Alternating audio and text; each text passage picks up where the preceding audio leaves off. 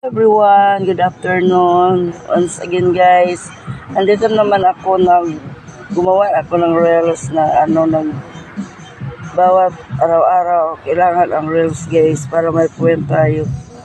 At ito yung yung video ng mga talungan ko ito guys.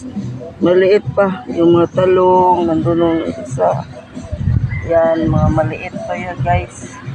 Hindi pa malaki. Ito yung punan ko ng damo guys para malinis at lumaki agad.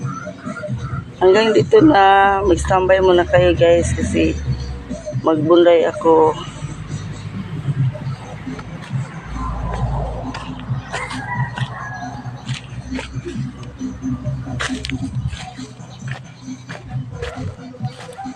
So, ganito mga guys, pagbot dapat